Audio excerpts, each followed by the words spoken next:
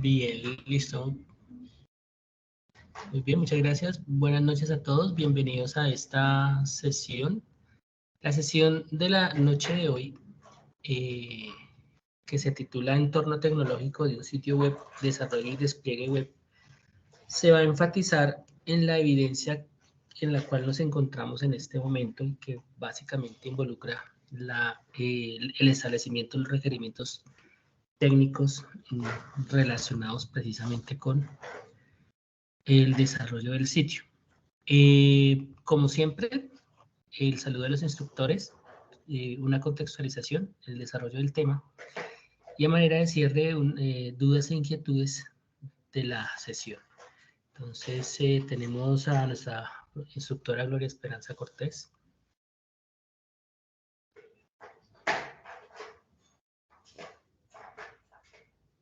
Si quiere mi profe saludar a Buenas. los... ¿Sí? Sí, sí, sí. Buenas noches. Bienvenidos. Qué bueno que hay 31 personas en la sesión. Va a ser una sesión cortica y concreta, ¿cierto, Álvaro? Sí, Para que ustedes estén hasta que se termine la sesión. Le pongan mucho cuidado y hagan las preguntas correspondientes. Este tema es muy interesante para ustedes, es complementario a lo que estamos viendo y por favor pónganle mucha atención. Yo sé que estando uno en la casa de pronto se distraen otras cosas, que le preguntan a uno sobre alguna cosa y uno se distrae, pero es mejor poner atención. Con eso así podemos lograr entender y también hacer las preguntas que de pronto no queden, de los temas que no queden claros y asimismo también poder hacer una muy buena, un muy buen desarrollo en la evidencia que se solicita. Muchas gracias, Álvaro. gracias, profe. Bien, a manera de contextualización vamos a recordar que nuestra evidencia forma parte de la actividad proyecto número 1, que es definir los requerimientos del proyecto, teniendo en cuenta los objetivos del cliente y las necesidades del usuario.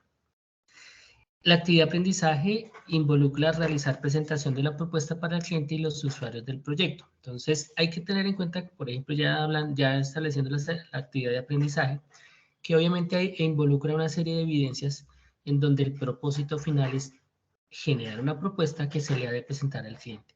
Entonces, importante que tengamos en cuenta esto, porque las evidencias que tienen que ver específicamente con los requerimientos van a tener como consecuencia final esta propuesta de la que se está trabajando. Entonces, importante en esta contextualización, las evidencias que nosotros hemos venido trabajando desde identificación del proyecto hasta la actual son evidencias que se concatenan la una con la otra y tienen información conexa que necesariamente son prerequisito para poder desarrollar la siguiente o la actual. Entonces es importante que tengan en cuenta ese aspecto. Entonces, entrando ya en materia, aquí voy a establecer voy a establecer una reflexión acerca de lo que ya se había orientado en sesiones anteriores. Y entrando un poco más de manera muy concreta, pero también con un cierto nivel de detalle sobre aspectos importantes que tienen que ver con estas evidencias de requerimientos y lo que tiene que ver con el manejo de ese entorno tecnológico que está. Por favor, eso, listo, silenciar el micrófono, muchas gracias. Entonces, ¿qué tiene que ver con ese desarrollo del sitio web que nosotros vamos a trabajar? Entonces, como requerimientos del cliente, cuando nosotros estamos generando esta información de requerimientos del cliente, y aquí estoy hablando incluso desde identificación, de evidencia de identificación del proyecto formativo en adelante hasta requerimientos, nosotros estamos allanando una serie de información que nos permite generar un sitio que está enfocado en un modelo que se llama diseño basado en contenido. ¿Por qué es un diseño basado en contenido? Porque aquí el protagonista, como es la empresa y sus necesidades en el contexto de la Internet, lo que para él va a ser importante es mostrar lo que él es y lo que él hace y obviamente mostrarse a sí mismo, lo que significa que ese algo que se muestra es contenido.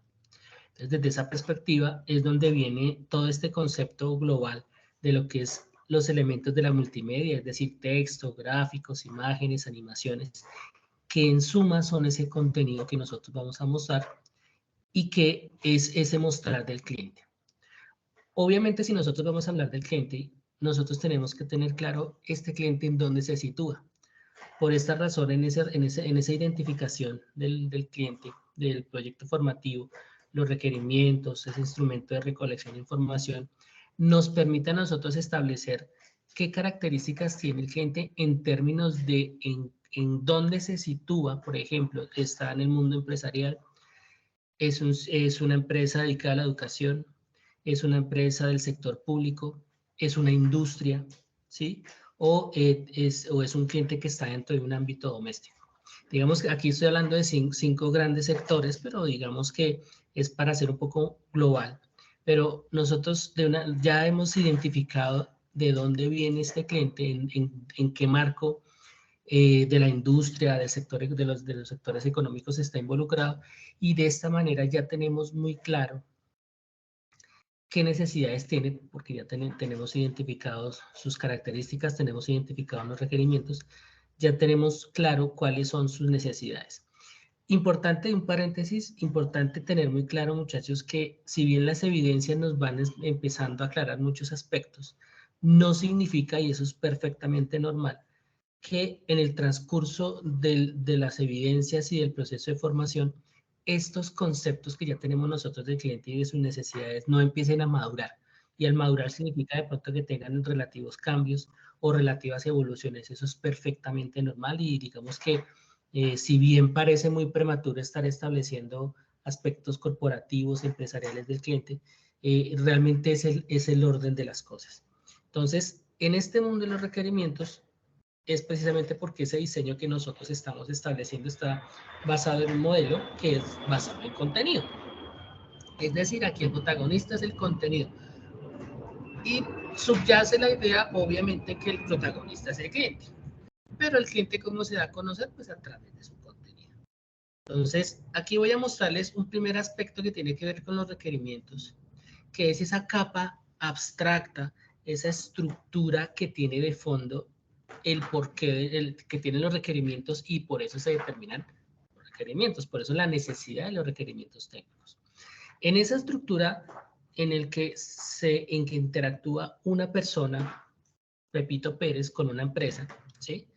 De fondo existe una serie de elementos técnicos que es importante que los tengamos en cuenta. Hay un primer concepto que es server o servidor, por ejemplo, y el servidor es ese gran computador o esa gran máquina en la cual está alojado el sitio web. Esa gran máquina, que puede estar en Bucaramanga o en Nueva York, por ejemplo, es que estando allí alojado el computador, estando alojado allí el sitio web, logra conectarse con el usuario que busca ese sitio web a través de la Internet. Es decir, la Internet viene siendo en realidad un intermediario, ¿sí? Una gran red o una red de redes, como se definió desde un principio.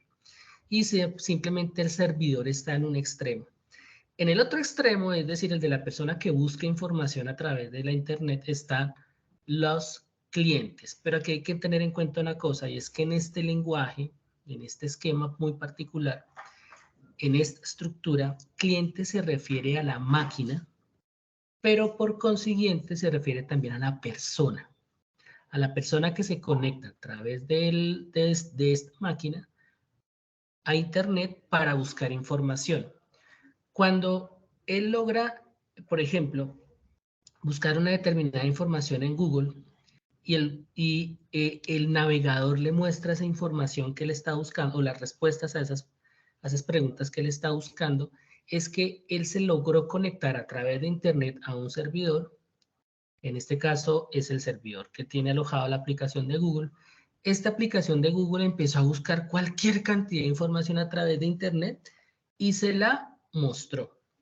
Esas acciones recíprocas de solicitud de información, que es lo que hace uno cuando busca algo, y la respuesta del servidor es lo que determina, el funcionamiento de fondo que tiene la Internet.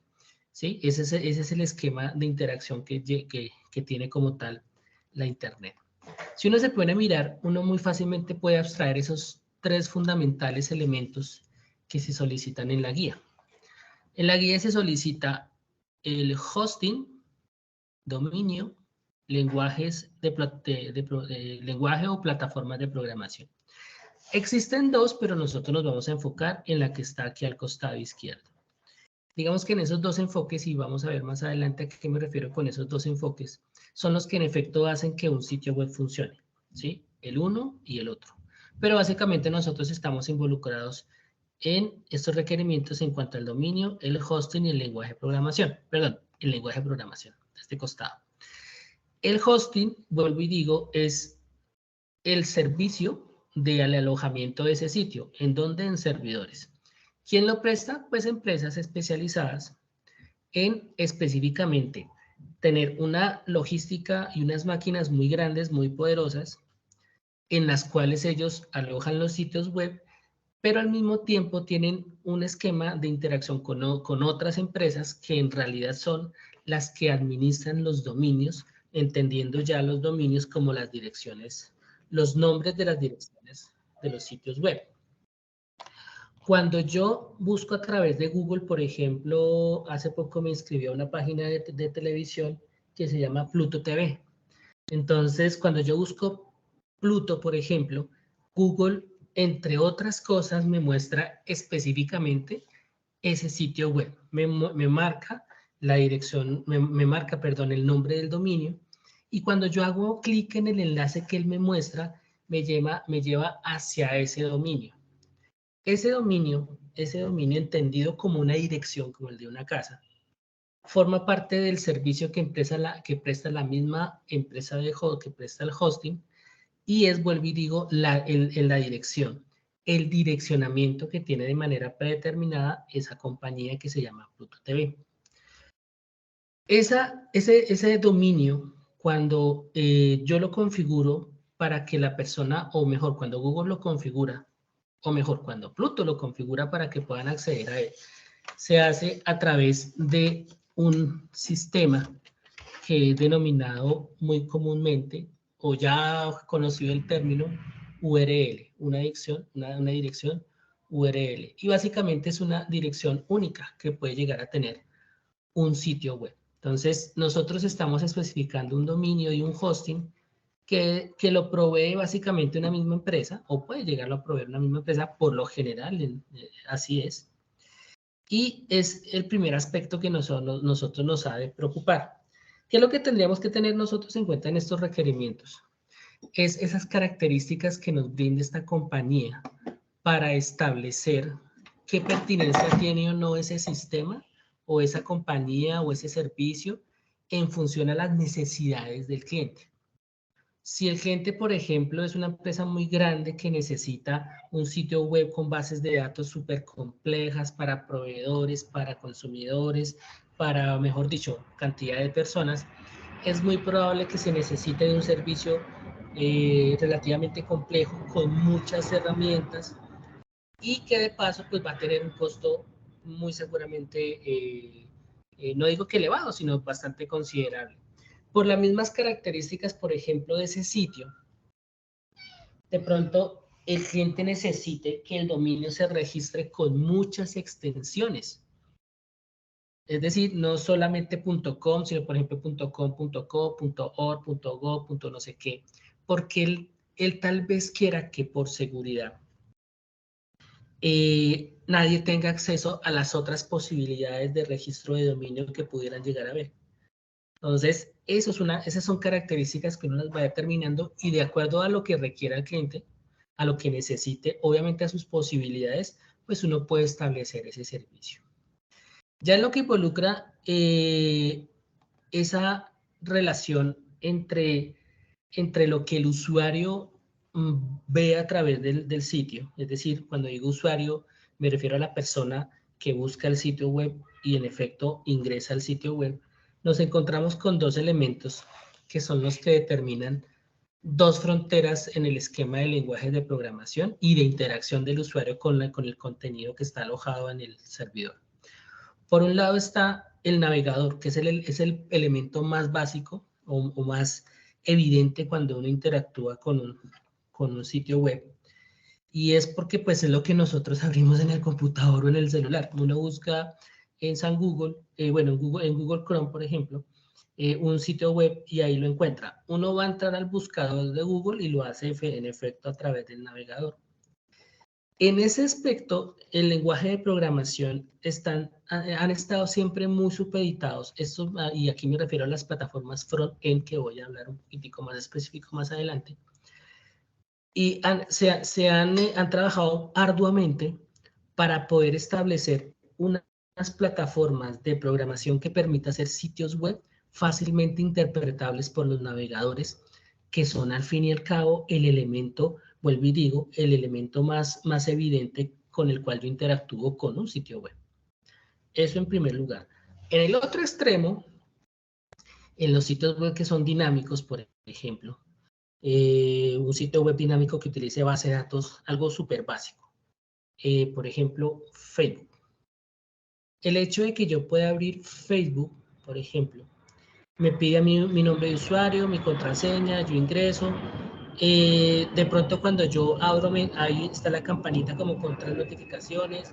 De pronto hay 2 o 3 mensajes de Messenger. Y aparte de eso me dice que hay no sé qué cosas en el marketplace. Esa información que él me muestra, que yo como usuario la puedo ver, es una información que de fondo pertenece a un esquema de base de datos, ¿sí? Necesariamente, porque yo he interactuado con este Facebook para que, por ejemplo, me muestre las notificaciones. Él no lo hace, de manera predeterminada lo hace, pero le puedo decir que no lo haga. Sin embargo, yo le digo que lo haga. Cuando yo le digo que lo haga, él en efecto en tiempo real constantemente está actualizando sus bases de datos y ¡pum! Encontró 3, 4 notificaciones y me las muestra. Porque así es como yo lo he configurado, así es como está diseñado Facebook. Entonces, este es un tipo de sitio muy complejo, o mejor, es un tipo de aplicación muy compleja que utiliza base de datos y en ese extremo relacionado con las bases de datos y otros aspectos profundos, es donde tiene que ver este esquema de lenguaje de plataformas de programación que se llama backend. Este no es el aspecto que forma parte del proyecto de formación nuestro en la titulada de desarrollo multimedia y web, sino el del extremo izquierdo, el front-end. No significa que lo uno no se relacione con lo otro. Por supuesto, lo que nosotros hagamos tendrá necesariamente una relación con lo segundo, pero no será lo que nosotros vamos a aprender a desarrollar. Nosotros vamos a aprender a desarrollar, en función de los lenguajes de programación, todo lo que involucra eso que nosotros vemos en primera instancia, lo visual, la interfaz visual, obviamente la estructura del sitio, obviamente su contenido, y todo obviamente en función de este elemento de interacción que es el navegador. Y lo expreso de esta manera es para entender que eso que nosotros estamos haciendo, el elemento, la herramienta evidente que nos va a mostrar lo que estamos haciendo, va a ser el navegador. Esta parte es importante que la tengan en cuenta, porque de estos requerimientos técnicos que nosotros estamos aclarando es dominio, hosting y lenguajes de programación en esta estructura de front-end. Obviamente que si hay lo otro, pues podría hacerse la recomendación en la evidencia, pero teniendo en cuenta, obviamente, que pues, involucra un proceso que sería ajeno a lo que nosotros vamos a aprender a hacer. En esta tecnología de desarrollo, entonces se puede entender que las tecnologías front-end son todas aquellas que trabajan del lado del cliente, o sea, del usuario que ve el sitio, o sea, del computador o de la máquina a través de la que uno ve el sitio. Importante tener en cuenta que este concepto de cliente de manera tradicional involucra, o sea, de manera tradicional histórica, me refiero al desarrollo del software en general, de Internet, es la denominación que se le da a la máquina, porque inicialmente el concepto estaba muy ligado a la interconexión entre computadores, entre máquinas, pero obviamente el cliente sobrepasa la máquina y también involucra al usuario necesariamente. Las tecnologías backend son las que funcionan y operan del lado de los servidores. Es el trasfondo, las bases de datos, los sistemas operativos, como por ejemplo todo el manejo de sistemas operativos que están involucrados con estos servidores y que involucran precisamente el trasfondo. Entonces, esa parte es muy importante entender que lo uno se relaciona con lo otro, pero vuelvo y digo, nosotros nos vamos a involucrar en el frontend. Aquí hay algo importante en cuanto al desarrollo front-end, y es que, es que existen, puede decirse que existen, uy, ¿qué pasó acá? Existen como 3 niveles, digamos que existen 3 niveles en este desarrollo front-end y también en el backend, pero vamos a enfocarnos ahorita en el front-end. 3 niveles en el cual yo manejo lenguajes de programación, manejo acciones y estrategias y técnicas de programación. Una primera es simplemente el manejo que yo le doy al lenguaje puro que yo esté trabajando en este sitio web. Un navegador, aquí es por qué la importancia del navegador. Entonces, en un primer nivel está el lenguaje de programación o lenguaje scripting, y es porque se haga lo que se haga, se invente la tecnología que se quiera por ahora, de todos modos, los navegadores y la transferencia de información a través de la red se da en HTML, CSS, JavaScript. ¿Sí?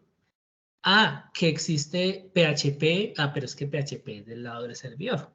Que cuando yo veo la página y yo la guardo me graba index.php, sí, pero es eso en el fondo, y aquí enfocándonos específicamente en el front-end, estamos hablando de HTML, CSS y JavaScript. Entonces, aquí estaríamos hablando, por ejemplo, de ese lenguaje. Existen otros lenguajes que se han ido creando a través del tiempo para agilizar un poco agilizar un poco el proceso de desarrollo, y aquí entra, por ejemplo, un lenguaje que se llama TypeScript. ¿Sí? Pero pues digamos que ese punto, si bien lo menciono, digamos que aquí los lenguajes fundamentales para entender, comprender y manejar HTML, CSS, JavaScript.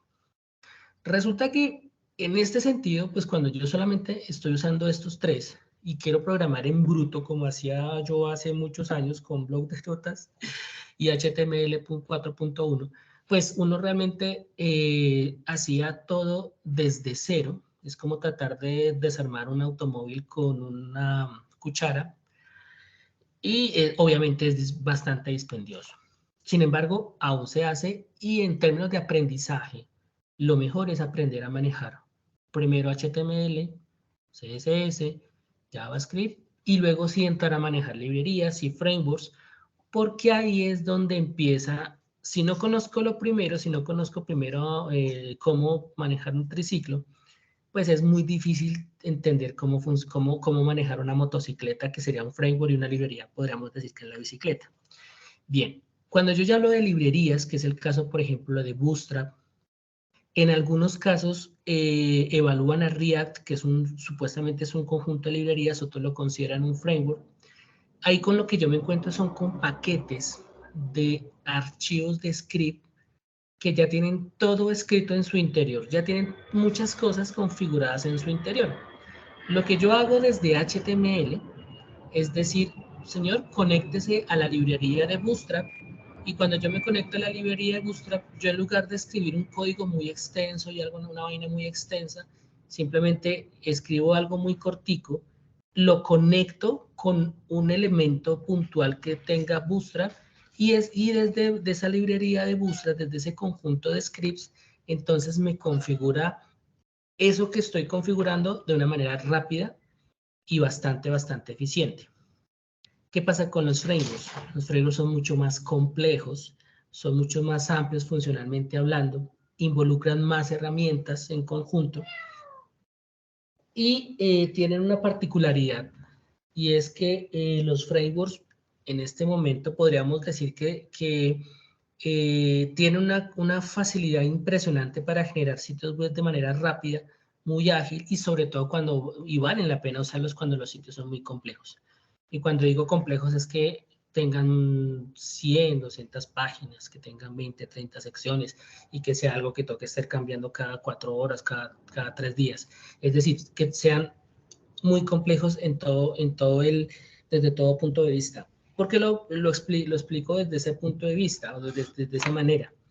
Porque si el sitio web es muy sencillo, entrar a utilizar un framework que es perfectamente válido, también involucra la contratación de personas y de tecnologías que estén dentro de este esquema, lo que no siempre es factible y no siempre es posible para la mayoría de empresas y de personas. Entonces, digamos que hay una serie de aspectos que resultan importantes tenerlas en cuenta y entre esos aspectos lo económico. Pero aquí en este desarrollo frontend, tener en cuenta que existen básicamente estos tres niveles.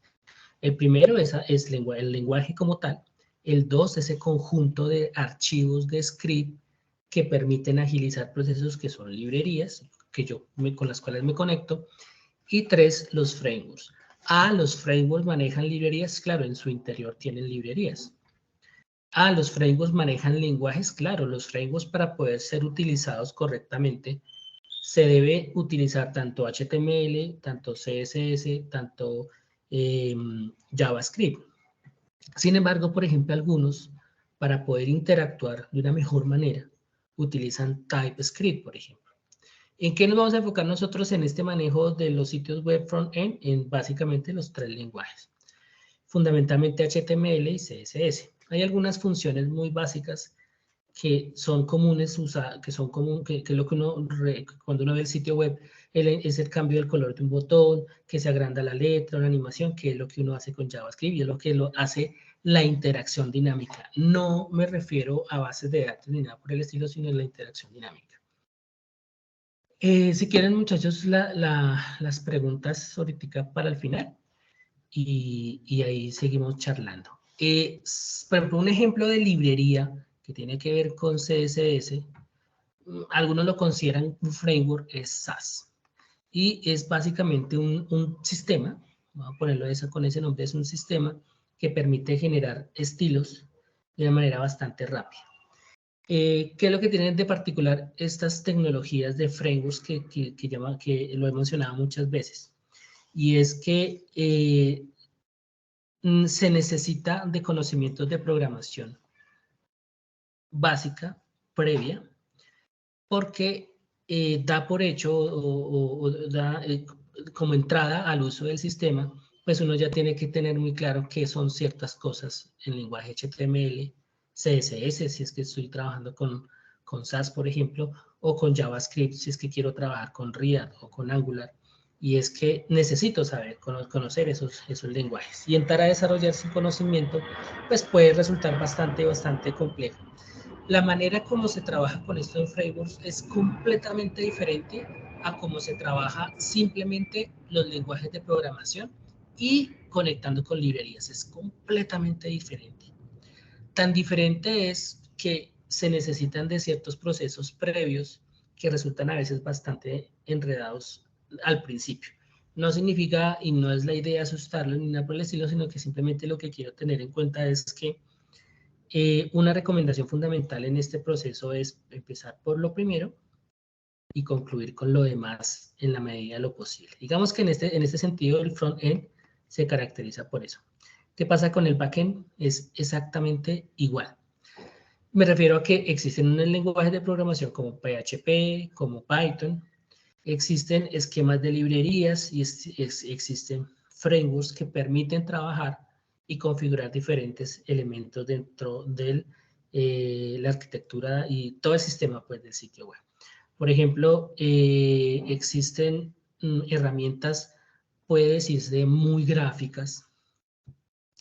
Yo lo digo así, muy gráficas, por ejemplo, para trabajar las bases de datos. Entonces existen tecnologías que, por ejemplo, MySQL es una aplicación que le permite a uno crear bases de datos y administrar las bases de datos y hacer una cosa súper, toda la base de datos la puedo manejar desde MySQL, pero básicamente MySQL lo que me permite es administrar y crear. Pero es muy distinto a la base de datos en sí, a la base de datos como tal, que vendría siendo, pues, obviamente otra cosa completamente diferente. Y obviamente existen otras cosas que son todo el manejo de seguridad, las aplicaciones, el software, los lenguajes que se usan, por ejemplo, que son los que se usan regularmente para hacer todo lo que involucra seguridad. Pero básicamente yo puedo encontrar estos mismos 3 niveles cuando hablo de backend: lenguajes, librerías y frameworks. En la medida a medida que ha pasado el tiempo, tanto en lo frontend como en lo backend ha salido cualquier cantidad de cosas. Y dentro de las particularidades que tiene esto es que si yo no sé manejar lo básico, por ejemplo, HTML, CSS, JavaScript, y me enfoco en entender, por ejemplo, un framework, cuando ya haya pasado de moda o haya dejado de dejar de ser funcional y voy a entrar a otro, probablemente, me resulte muy difícil adaptarme porque lo básico no lo logré comprender. Entonces, es importante tener en cuenta que nuestro enfoque siempre será front-end y desde un principio será lenguajes, librerías. Esto teniendo en cuenta que ya un contacto con frameworks estaría muy relativo obviamente a las necesidades y a lo establecido dentro del programa de formación, y es importante que lo tengan muy en cuenta. Pero de todos modos, es desde los aspectos que digamos que sería recomendable que lo pudieran consultar ustedes y revisar lo interesante que es y toda la dinámica que tiene. Desde esta perspectiva, cuando ya tengo claro yo esta partecita, esto que tiene que ver con los lenguajes, que es lo que se solicita en los requerimientos, digamos que yo ahí tengo claro la manera como lo puedo trabajar. Hay que tener en cuenta que la evidencia se maneja dentro de este esquema, dentro de este ítem que es los del lenguaje de programación, también los gestores de contenido. ¿Por qué razón? Porque los gestores de contenido son un equivalente a una plataforma de desarrollo, ¿sí? En cierta forma equivalen a algo que se llama hoy en día a una plataforma no code o no código, es decir, que no uso código, como por ejemplo Wix. Wix, como es tal cual, así como funciona básicamente, yo lo puedo trabajar sin necesidad de programar y hacer un sitio web. ¿Qué tengo con Wix además de eso? Tengo dominio, tengo hosting, y a través de ellos también pues puedo contratar el dominio. ¿Qué es más conveniente? Eso ya es cuestión de analizarlo, pero digamos que esa es una posibilidad. ¿Qué pasa con WordPress? WordPress es comprendido, también es entendido para algunos como un framework. Algunos lo entienden y lo ven como un framework. Pero es un framework similar a Wix en términos que no tengo que entrar a programar necesariamente. Puedo hacer todo a través de una interfaz visual, una interfaz gráfica. Simplemente pongo un texto acá, pongo una imagen y listo. Y el de fondo por debajo está haciendo todo lo demás. Entonces, está precisamente por eso en este mismo esquema, dentro de lo que se solicita, está estas posibilidades. ¿Qué es lo interesante entonces dentro de este conocimiento de esas tecnologías que tiene que ver con lo primero que nosotros establecimos? Voy a volver a la primera diapositiva y es esta de acá. Nosotros hablamos de requerimientos del cliente, hicimos una identificación del proyecto formativo donde sabemos las características del grupo objetivo, las características básicas de la empresa, es decir, a qué se dedica, cuál es su sector, cuál es su razón social, cuál es su grupo objetivo, lo segmentamos. Con las evidencias de requerimientos de información, de instrumentos de información, nosotros establecimos la viabilidad del sitio web en términos de la información y contenido que sería pertinente para el usuario que estuviera presente. Y desde esa perspectiva nosotros tenemos claro relativamente qué características fundamentales tendría todo este elemento de multimedia, toda esa fusión de medios dentro de la multimedia. Obviamente con la identificación del proyecto formativo tenemos claro cuáles son las características desde el punto de vista organizacional corporativo de la empresa. Y ya teniendo claro eso, nosotros muy fácilmente podemos entender cómo puede ser, qué características puede tener esa información que se necesita mostrar y en términos generales cómo va a ser la anatomía particular de este sitio web. Aquí en primer lugar voy a mostrar nuevamente el concepto de anatomía de una página web, recalcando en los 3 elementos fundamentales que debe tener una página web.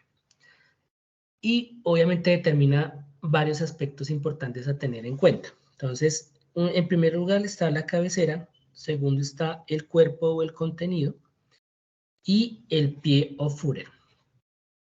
Uno dirá, pero ¿por qué es pertinente para lo que yo he establecido anteriormente?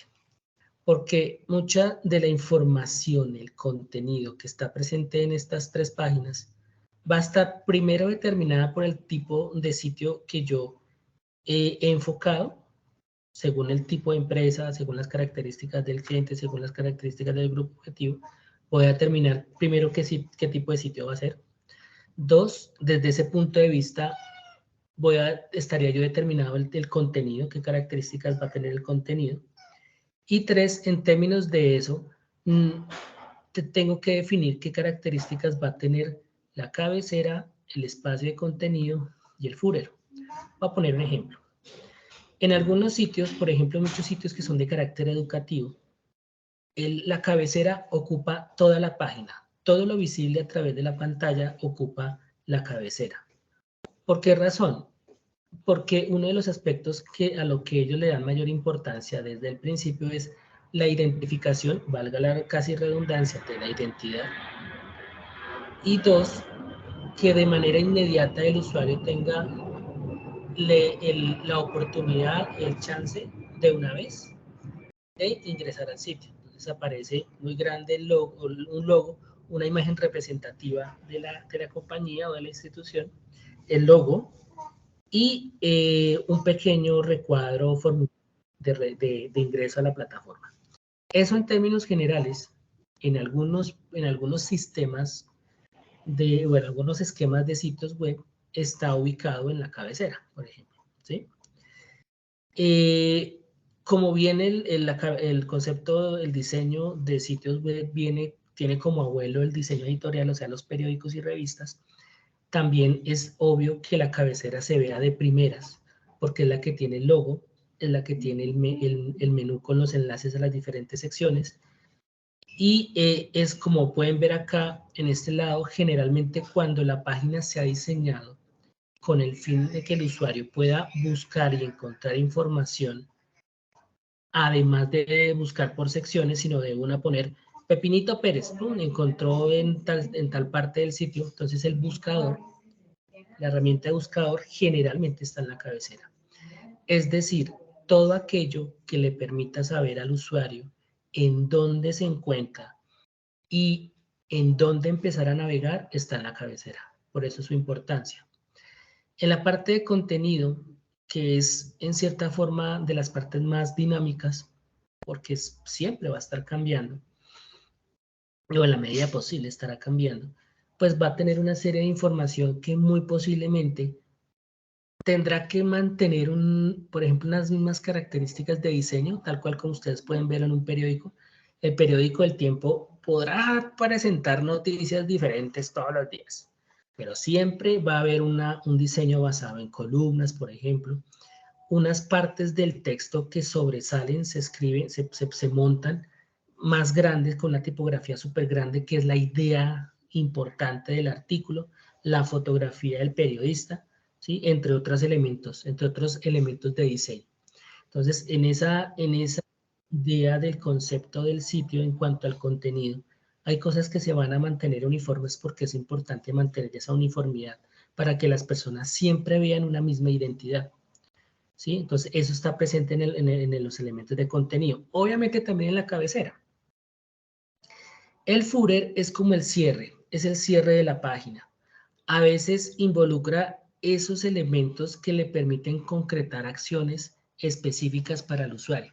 ¿Cuáles pueden ser esas acciones específicas? Un formulario de contacto, por ejemplo. Que al final del footer, después de haber leído de arriba hacia abajo, él se encuentre con la dirección, con el correo electrónico, se encuentre con enlaces a secciones que aun cuando no son, que aun cuando son importantes, no se ponen arriba en el menú que está arriba, sino se dejan en la parte de abajo. Generalmente, vuelvo y digo, son las secciones, son las direcciones, son correos, son formularios de contacto. Hay muchos sitios web que ponen incluso, y eso forma parte del aprovechamiento que uno le puede dar al diseño del sitio, es que dejan enlaces tanto arriba en la cabecera como abajo en el Führer, el mismo enlace. Puede ser. Puede que para ellos es pertinente tenerlo arriba o abajo porque tiene la misma importancia. ¿Qué es lo importante en este sentido? Cabecera, cuerpo y Führer están diseñados conforme a los periódicos. Importante tener en cuenta porque son jerárquicos. La cabecera guarda la identidad, el elemento que me permite a mí situarme en donde estoy y el que me permite navegar a donde yo quiera navegar. Generalmente es el que tiene la barra de menús, por eso digo lo de navegación. Cuando ya es en donde estoy, quiero ingresar a contenido, entonces encuentro el content. Y cuando quiero establecer ciertas acciones, también está aparte el Führer. Hay otra característica importante en esa división de 3 zonas, y es que el contenido puede cambiar la manera, el diseño, el tipo de contenido. Uno será mucho texto, otros serán videos, otros imágenes.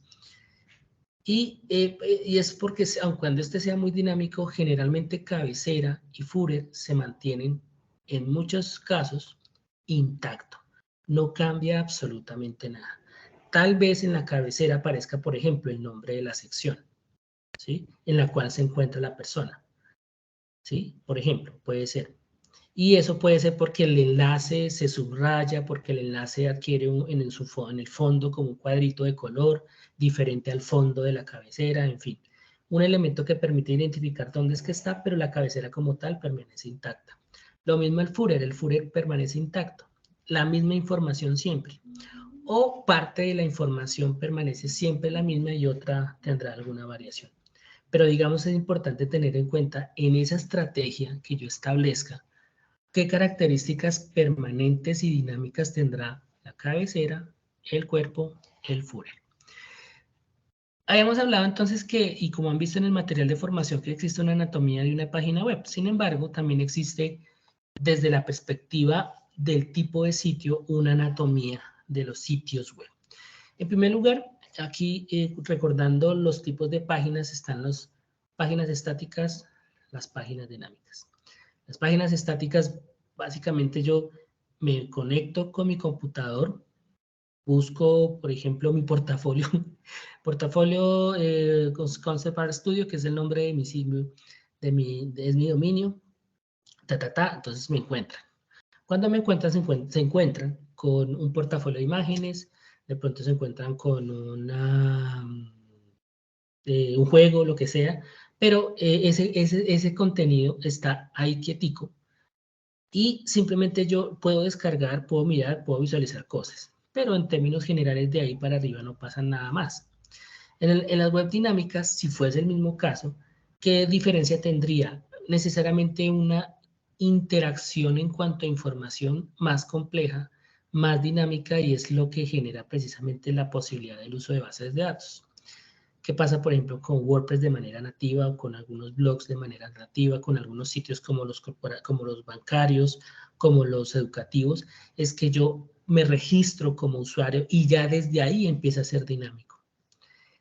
Y es dinámico desde muchos aspectos. Por ejemplo, si yo estudio química en una universidad, entonces todo lo que me va a mostrar es relativo a mi carrera.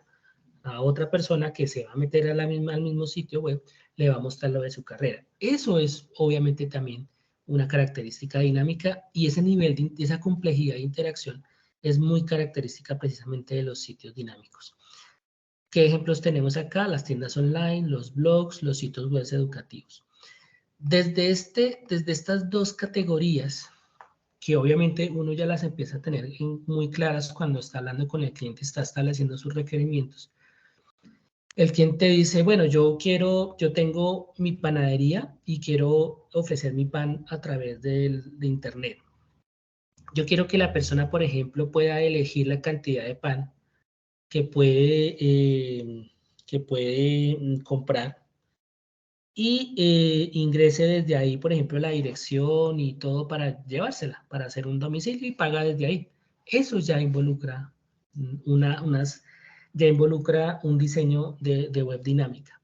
La cuestión es que aquí es donde entra, por ejemplo, las tecnologías de CMS como WordPress, como Wix, y es que estas acciones se pueden hacer de una manera ágil y sencilla, sin entrar a programar un backend, porque ya estas aplicaciones ya lo tienen dado por hecho. Entonces, en ese sentido, súper facilísimo.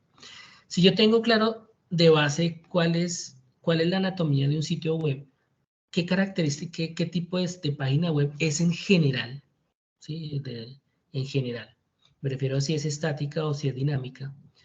Y como hemos visto en la primera diapositiva, desde el punto de vista corporativo y lo que les había mostrado anteriormente en la sesión, si se trata de un blog, si se trata de una página institucional, una página de marca, si se trata de una página de tipo e-commerce, que es obviamente otra manera de verla, de clasificar los sitios web, pues yo puedo empezar a comprender estos sitios web desde esta perspectiva de la anatomía de un sitio web.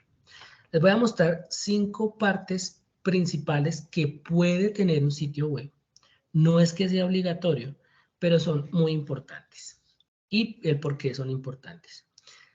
El quiénes somos. El quiénes somos viene siendo un sitio característico de ciertos sitios web.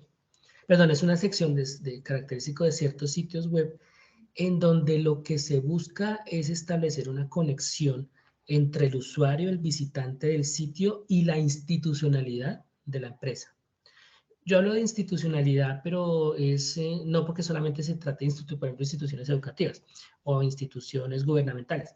No, me refiero a que ese aspecto abstracto de la filosofía corporativa, de esos aspectos casi que espirituales de una empresa, entre comillas espirituales, que de pronto es importante para el cliente manifestarlos, dejarlos siempre evidentes, se expresa a través de un quiénes somos. Ahí está la historia, la filosofía, la misión.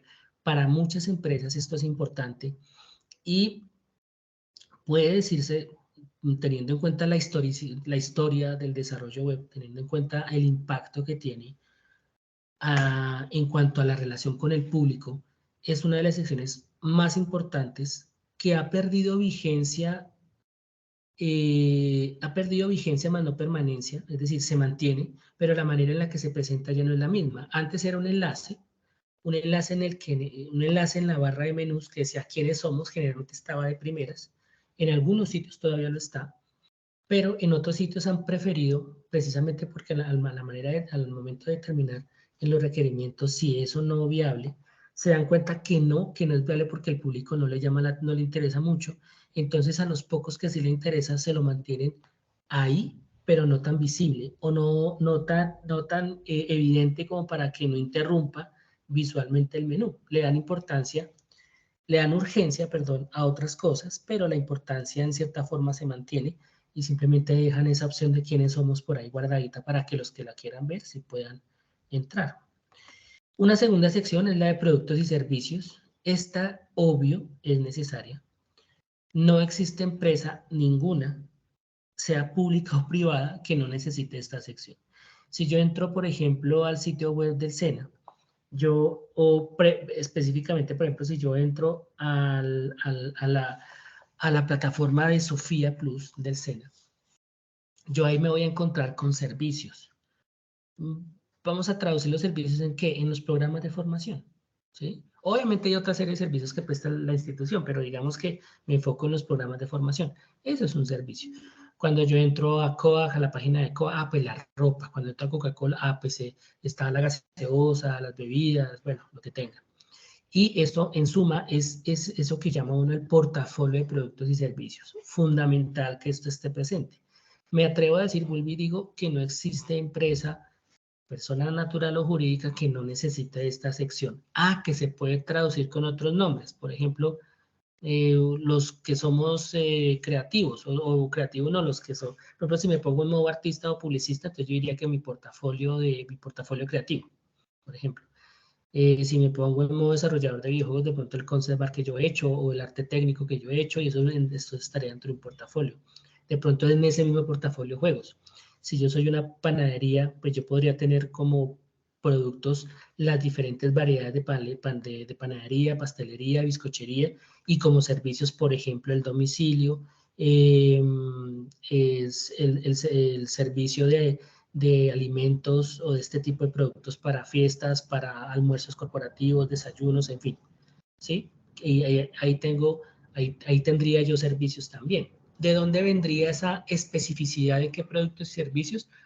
Pues de la evidencia de identificación del proyecto formativo. Por eso la insistencia no solamente en enumerarlos, sino más o menos dar una descripción de qué se trata, porque esa información en esa evidencia traducida en contenido me ayuda a mí a establecer el texto o una base conceptual de cómo se debe escribir el texto, qué se debe decir, que eso forma parte de todo lo que involucra las evidencias de propuesta del proyecto y estaría alimentando toda esta sección de servicios. Una tercera sección, recursos. Aquí esta sección es súper importante. Me atrevo a decir que es de las cositas que uno puede ver muy fácilmente en algunos sitios web. Con otro nombre, pero ahí está, recursos. ¿Qué es la página de recursos? Perdón, la sección de recursos. Sí, la página de recursos. Son ese sitio, perdón, esa sección o esa página en donde el usuario puede encontrar recursos o elementos que les sean útiles. Por ejemplo, ustedes entran al LMS, o sea, a territorio ¿de qué? Del SENA. O entran a Sofía del SENA. Y cuando ustedes ven que pueden acceder a un PDF, verlo por pantalla y luego descargarlo, eso es un recurso. ¿Sí? Ustedes ingresan a varias páginas, por ejemplo, de formación o que tienen tutoriales y que pueden descargar cosas gratis. Esos son recursos. Esa es una manera muy importante, muy interesante de tener cautivo a la gente en los sitios. No cautivo de que simplemente entren y permanezcan 4 horas ahí metidos, sino que permanentemente estén entrando a la página. Esas visitas generan necesariamente el impulso de compra. Eso sí es impajaritable. Entonces usted, por ejemplo, hay sitios, no conozco sitios de ropa que tengan recursos más allá de simplemente las tallas o las fotos de las prendas. Que uno simplemente le da botón derecho a la imagen y lo descarga, que ahí no sería el recurso, pero digamos que ahí no es recurso. Pero digamos el PDF que yo podría descargar, por ejemplo, no sé, de Panamericana o algo así, ese PDF donde está el portafolio de productos, por ejemplo, o de una promoción X que hay en diciembre y puedo descargar eso es un recurso. ¿Sí? Esos son recursos. Eso facilita mucho la interacción entre el usuario y la compañía en diferentes instancias, de muchas formas. Por ejemplo, que la empresa de panadería diga, vamos a crear una serie de recursos para enseñarle a las personas a trabajar con el pan duro. ¿Cómo así? Si yo le enseño recetas, le enseño a no desperdiciar el pan o darle un uso diferente, es decir, el pan se le endureció 2 días después, pues no lo bote. Haga tal cosa con el pan duro, mezclelo con esto, mezclelo con lo otro, recetas. Si yo le dejo en ese sitio web de la panadería recetas, eso es un recurso. Y es algo que va a hacer que exista un contacto íntimo entre la empresa y el usuario. Siguiente sección, contacto. Esta es impajaritable. Siempre deberá haber un mecanismo desde el sitio web para que el usuario se pueda conectar con la empresa. Desde simplemente remítanos sus inquietudes, correo electrónico, nombre, desde algo tan básico como eso, como de pronto, bueno, ya vamos a ver esa sección, como formularios mucho más complejos donde de pronto hasta puedo interactuar en tiempo real. Por ejemplo, un chat, ¿sí? Es un elemento de contacto directo, ¿sí? Que puede facilitar mucho ese proceso de finalización, por ejemplo, de un proceso de compra. Me gustó este pastel, está chévere para el cumpleaños de mi señora, ¿qué voy a hacer? Vale 30.000 pesos, vale 40.000 pesos. Voy a preguntar, ¿se puede personalizar la decoración? Sí. ¿Para cuántas personas lo vende? Para las personas que quiera. Bueno, ¿cuánto vale de 40 personas? Vale tanto. ¿Para cuándo lo tiene? ¿Me lo traen en la casa? Todo ese tipo de información que si no está presente en la información estática, pues esa información se la podría yo estar dando a través de un chat. Eso es contacto, ¿sí? Un blog. ¿Por qué blog? ¿Por qué pongo blog? ¿Por qué pongo blog? Bien sea porque de manera directa el sitio web tiene un blog, una sección que puede ser incluso un subdominio, que es un blog como tal, o utilizo de alguna manera u otra un sitio, una sección en el sitio que permita que las personas puedan interactuar entre ellas y no solamente conmigo como empresa, ¿sí? O el blog, ¿cuál es la característica del blog? Que es como un periódico pero digital, ¿sí? O sea, yo tengo noticias, esas noticias me hacen comentarios, acá nada, estoy escribiendo cosas y actualizando cosas, digamos que viendo la naturaleza de los blogs, que en primer lugar cuando surgen eran personales, eran cosas muy personales, noticias, eran un contenido iba a decir muy íntimo, muy personal en cuanto no era necesariamente de personas. La idea de blog surge primero, o surge en un primer lugar como una herramienta de comunicación entre el mundo de la comunicación social y el periodismo hacia afuera, y obviamente aquello que tiene relativa relación con ese mundo del periodismo y la comunicación social, es decir, por ejemplo, un blog de fulanito de tal que trabaja en El Tiempo, en la revista Motor, y decidió crear un blog de él, Klobatowski. Entonces él dijo, voy a crear un blog donde voy a hablar de la historia del automovilismo en Colombia. Se creó su blog, publica noticias, la gente le responde, opina, entre las personas que se conectan existe una interacción ahí, se escriben, uy, sí, estoy de acuerdo, qué chévere que el Renault 4, un blog, ¿sí? No significa, vuelvo y digo, que todas estas 5 secciones sea obligatorio que estén presentes, pero sí hay que mirar más bien es el valor estratégico que tienen. ¿Por qué estas 5 secciones? ¿por qué estas 5 secciones?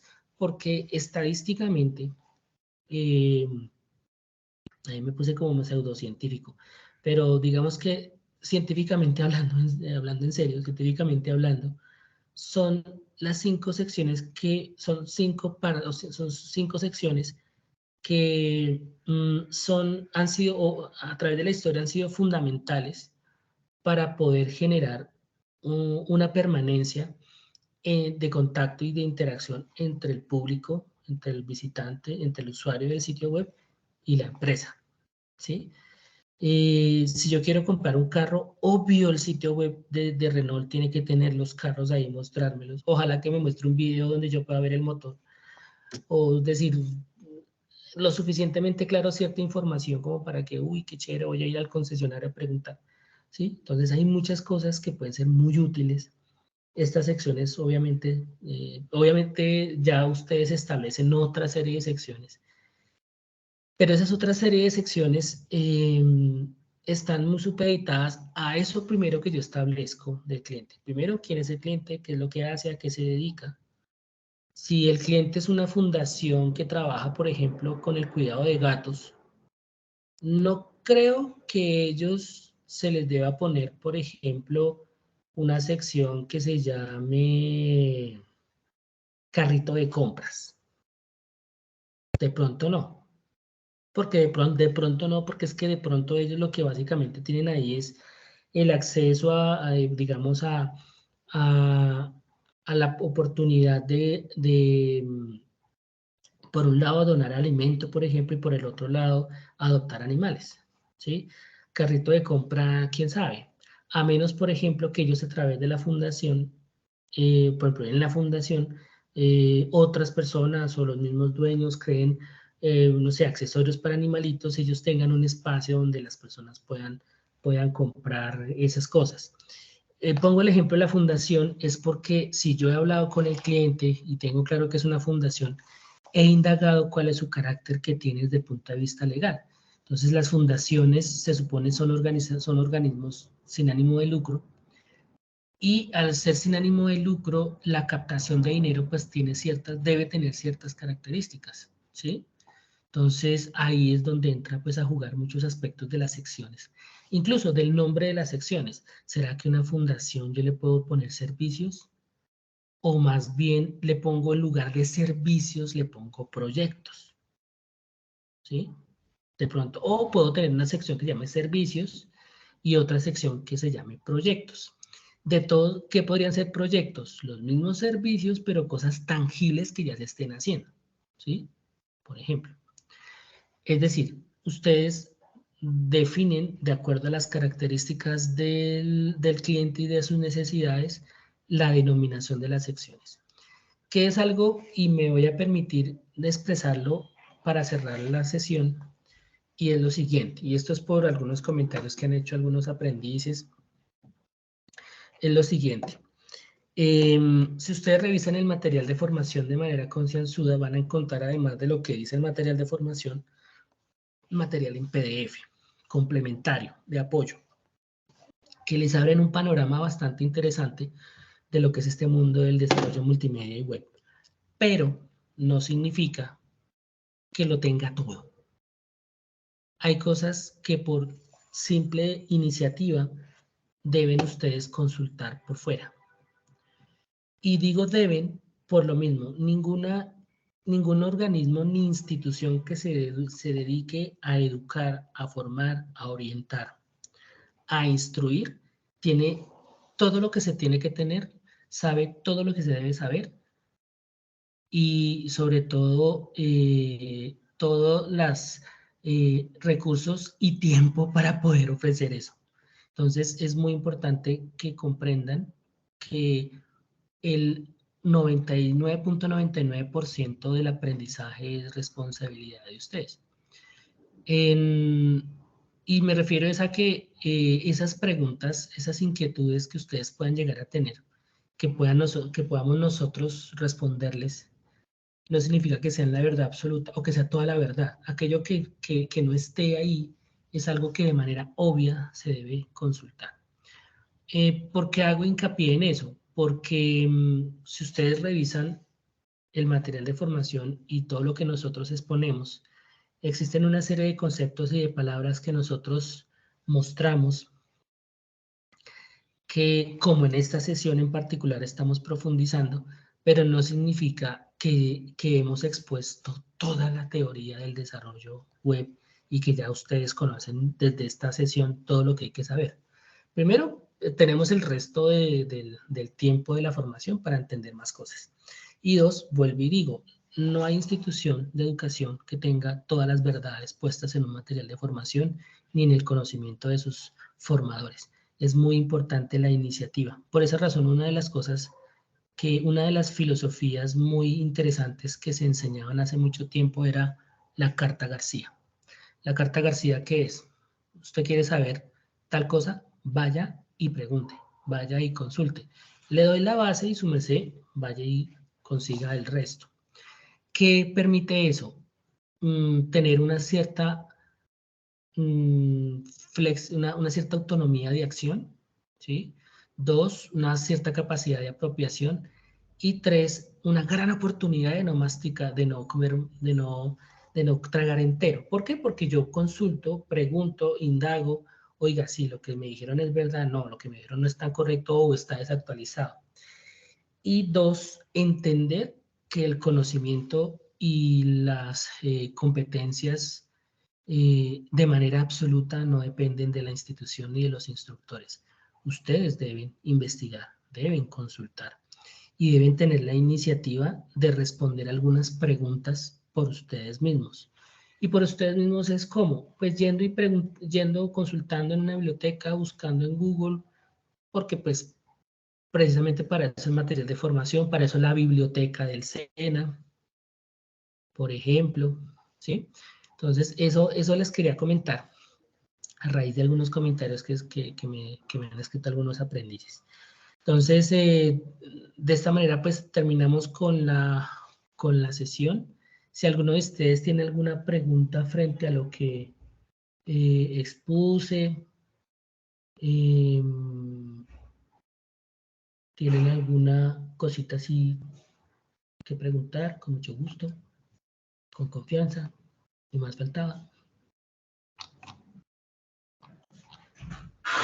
Obviamente, y aquí aclaro algo, hay algunos aspectos ya que tiene que ver como con ese diseño, del diseño, que se lo enfocaba el diseño del sitio, que viene más adelante, ¿no? O sea, cuando estemos entrando ya a las evidencias de propuesta, de concepto gráfico y eso, si ustedes revisan bien su cronograma general, de su cronograma de la fase, se dan cuenta que vienen otras evidencias que hablan precisamente de la propuesta. Ahí vamos a entrar un poco más en esos conceptos y elementos de la anatomía del sitio, de la anatomía de la página, de qué es eso con esos conceptos gráficos, de qué es esos conceptos del contenido. Ahí vamos a entrar un poquitico más en materia.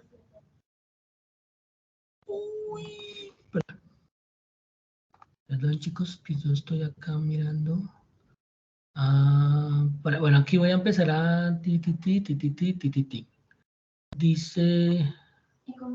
Dice José Harold Orozco Sánchez, profe, ¿el proyecto se adaptará de modo responsivo para distintos dispositivos o solo terminal PC? Bueno, la idea del propósito es que el sitio web que nosotros hagamos, obviamente, sea responsive. ¿Sí?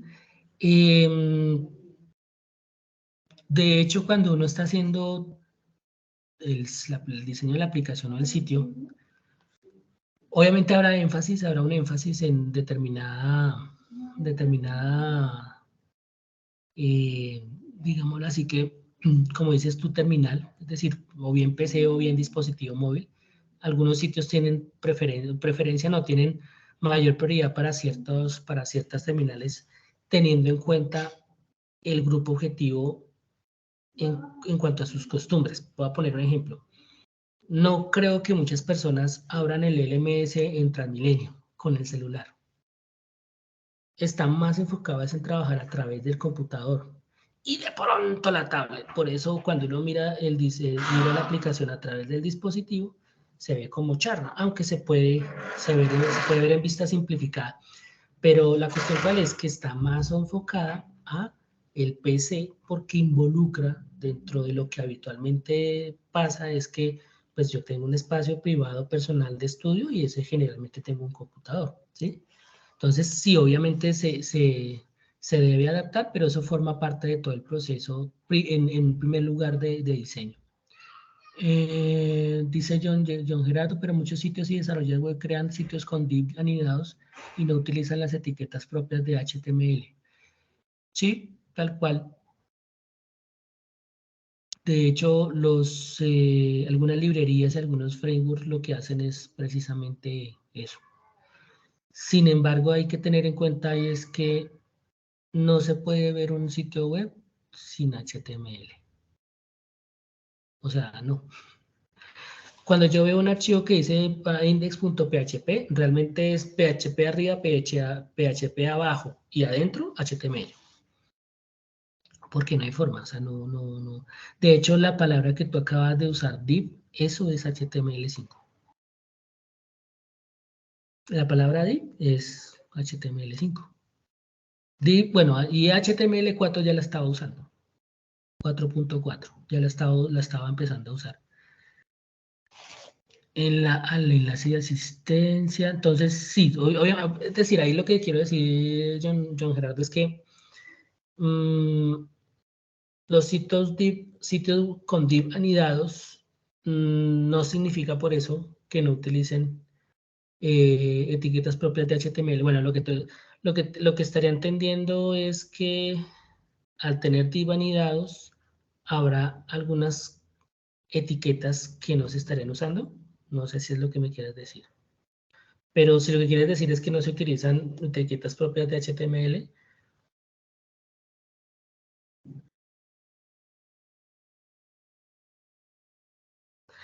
Profe, ¿la página web será en estilo de línea hacia el mismo sitio o línea a diferentes páginas? Mala práctica utilizar muchos divs. Total. Bueno, si es por eso, sí. Muchos divs, sí. Aunque, sí, muchos divs. Bueno, si tú ves, por ejemplo, los sitios web que se generan a través de, por ejemplo, WordPress. Si uno mira WordPress lo que tiene es puro anidado. Es decir, la página que realmente carga como tal al principio, y si uno la mira a ver a través del inspector del navegador, es lo más sencillo del planeta. Pero realmente está anidado, tal cual. En eso sí tienes toda la razón. Profe, la página web será en estilo de líneas hacia el mismo sitio o a diferentes páginas. Bueno, ahí sí ya depende de la manera como establezcan ustedes el diseño desde lo que tiene que ver con los aspectos de la propuesta, ahí ya dependerá mucho de eso. De hecho, van a Álvaro, dar... Señora. Álvaro, Por lo general se ve más organizado y siempre los sitios web que nosotros proponemos es que utilicen varias páginas, no en la misma sesión. Estilo de línea hacia el mismo sitio o línea de diferentes páginas. Ah, cuando tú dices, John Gerardo, de link hacia el mismo sitio, es O sea, es como decir con una anclas, página y que una one page. sean marcas. Sí. No, marcas no, es páginas. Ah, o sea, sí, eso es lo que estoy entendiendo. O sea, tú dices que sea una one page que utiliza anclas o un sitio con diferentes páginas. Es lo que Es un estoy sitio entendiendo. con diferentes páginas. No dentro de la misma página marcas, no. Es que una one page es funcional, pero es muy básico. Es muy, muy básico. Ah, ok. Sí. Pues es que si una one page es muy funcional cuando realmente el contenido es muy poquito, cuando el sitio es muy sencillo, me parece.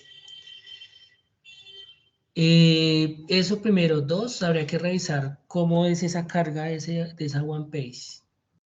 Porque, por ejemplo, si es anidado, como lo mencionas, va a ser muy rápido. Pero una one page, como la landing, por ejemplo. Aunque ahí la land page, pues ahí tienen una particularidad, es que pueden venir desde afuera también. En los enlaces pueden venir desde afuera. Pero, por ejemplo, una opción interesante del diseño del sitio es utilizar landing page, por ejemplo. Y sería bien interesante poder... Álvaro, pero Ujú. sí, pero digamos depende del sitio, pero para el proyecto no es viable. ¿Qué, profe? Para el Lo de la proyecto one no es page. viable una sola página con diferentes marcas. Una web page, pues sí, pues por lo que son sí, los requerimientos que se establecen es que no podría ser una web page, pero digamos que sí, una landing page dentro de un sitio como esquema dentro de un sitio con muchas páginas, pues pensaría yo que ahí sí podría ser posible. ¿Qué más preguntas tienen, muchachos?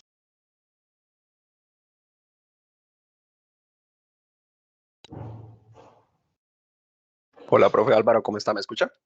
Sí, señor. Ah, vale, profe. Bueno, es que siguiendo como la línea de lo que usted nos comentaba y de pronto pues la tecnología la vamos a enfocar como para la parte pues del lenguaje de programación y las librerías. Para este desarrollo del informe que es de requisitos técnicos, sería como más ideal hablar pues, de herramientas como el Visual Studio Code, enfocado hacia HTML, CSS Por ejemplo. o por los gestores de contenido. Es que ahí me queda como esa dudita. Pues ahí, digamos, como la idea es que se establezca de esos dos universos, de esos dos mundos, cuál va a ser el más apropiado para el cliente. Entonces, desde esos dos mundos, digamos, si entre los requerimientos y las opciones que se evidencian es que para el cliente lo más viable es usar un Wix o un WordPress, pues es probable que ahí yo simplemente utilice esos dos gestores. WordPress puede ser desde la página de WordPress o puede ser en local el desarrollo y se usa, por ejemplo, no sé, WAMP o SAM para crear el servidor o se me olvidó el Local Site, que es una aplicación que, esa vaina pesa un jurgo, pero es muy bacán. Y esa, por ejemplo, crea un servidor de producción virtual, pero es chévere, digamos, esa es una opción, pero desde ahí, desde requerimientos, cuando se establece con el cliente, porque pues obviamente con el cliente se establece eso, que sí, que dándole obviamente las opciones. ¿Qué ofrecen los gestores? Pues son más ágiles, más rápidos y por lo mismo que son más ágiles, más rápidos, son tanto para la persona que desarrolla como para el cliente a la hora de ver resultados, ¿sí? Pueden haber peros. En el caso de Wix es que, ay, y yo puedo migrar el código, no se puede migrar. Ay, qué embarrada.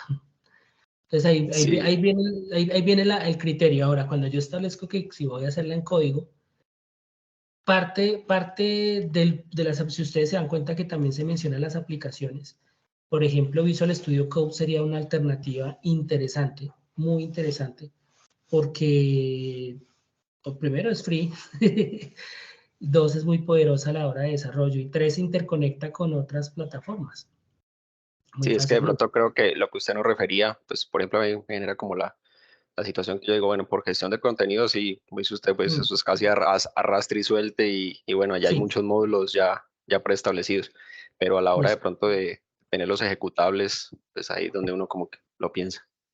Sí, sí, exactamente.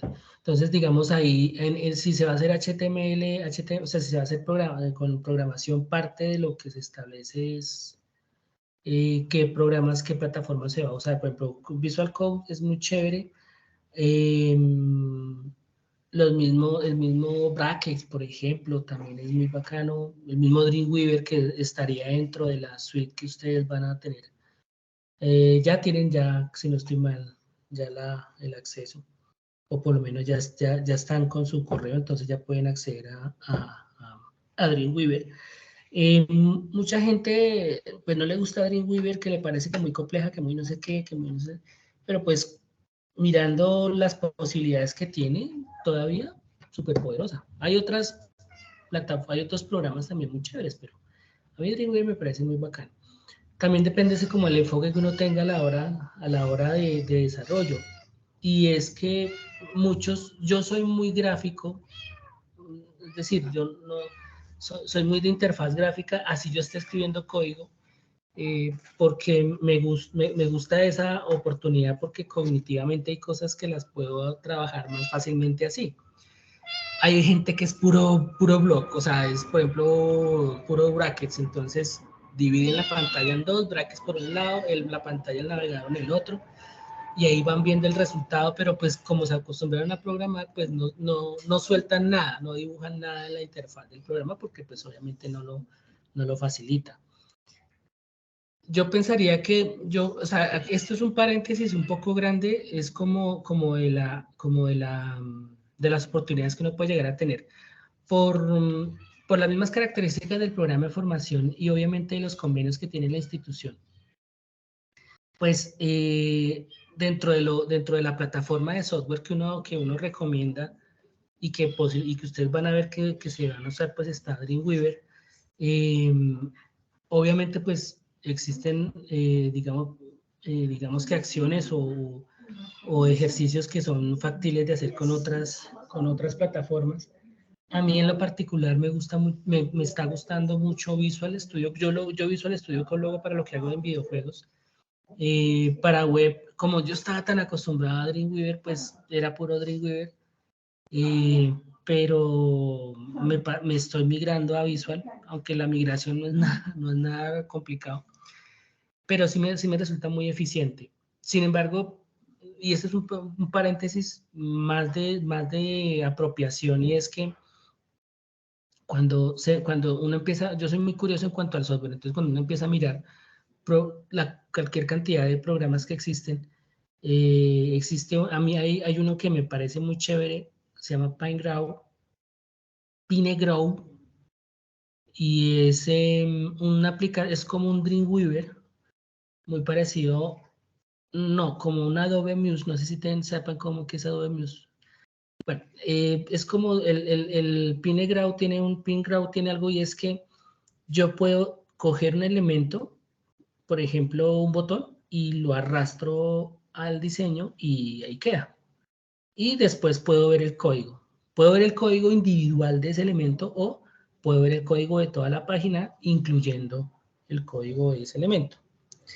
¿Qué tiene de interesante? Es que está muy bien diseñado para que se integre, por ejemplo, con WordPress. O sea, yo puedo crear una plantilla de WordPress con Pinegrow, que o sea, eso es una cosa más fantástica. Y ahí obviamente hay que seguir un paso a paso, hay una serie de cosas. No es difícil, pero el hecho de que yo ya me pueda meter ahí y crear una plantilla de Pinegrow, perdón, una plantilla de WordPress con Pinegrow es súper genial. Yo tenía instalado un programa, se me olvidó el nombre. Bueno, un programa ese es muy parecido a Dreamweaver, pero la ventaja grandísima que tiene, que supera a Dreamweaver, es que desde el programa yo puedo hacer como hace Visual Studio, de instalar librerías por NPM. NPM, ¿qué es? Es un sistema a partir del cual yo puedo, lo que yo les decía, lo del framework y de las librerías, pues eso cuando yo lo veo como un programita, como una aplicación, es un paquete que viene comprimido. Digamos que cuando yo lo veo en la página dice descarga no sé qué, .zip, ok.